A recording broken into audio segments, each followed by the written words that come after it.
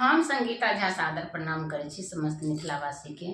आई हम अहाँ सबके बीच लऽ कऽ उपस्थित छी एकटा भगवती गीत। आशा करै छी जे अहाँ सबके जरूर नीक लागत तऽ सुनू और कमेंट में जरूर बताएब। जय मिथिला जय मैथिली। सुनो ई भगवती गीत। निहाल मोरी मैया बड़ दे के करती निहाल।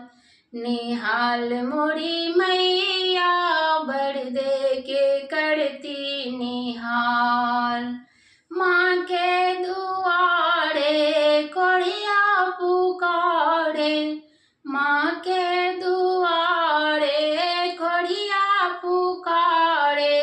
काया दे करती निहाल। निहाल मोरी मैया कोढ़िया को कर दी निहाल। निहाल मोरी मैया बड़ दे के करती निहाल। निहाल मोरी मैया बड़ दे के करती निहाल। मैया दुआरे अंधा पुकारे।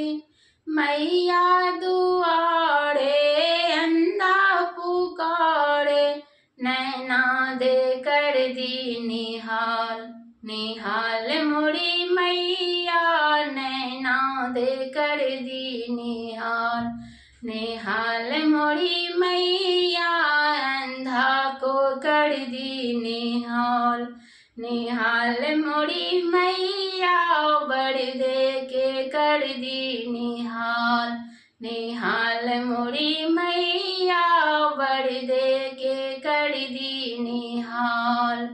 माँ के दुआरे बाँझिन पुकारे।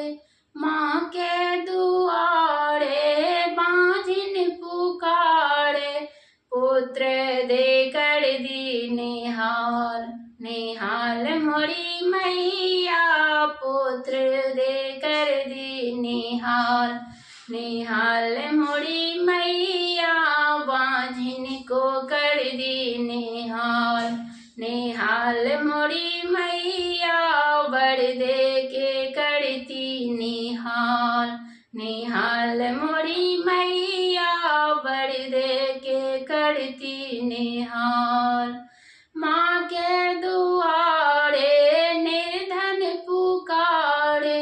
माँ के दुआरे निर्धन पुकारे। धन दे के करती निहाल। निहाल मोरी मैया धन दे के कर दी निहाल। निहाल मोरी मैया निर्धन को कर दी निहाल। निहाल मोरी मैया बड़ दे के करती निहाल। मैया दुआरे कन्या पुकारे। मैया दुआरे कन्या पुकारे। सिंदूर दे कर दी निहाल। निहाल मोरी मैया बड़ दे के कर दी निहाल। निहाल मेरी मैया बड़ दे के कर दी निहाल। माँ के दुआरे बालक पुकारे। माँ के दुआरे बालक पुकारे। विद्या दे कर दी निहाल। निहाल मोरी मैया विद्या दे कर दी निहाल।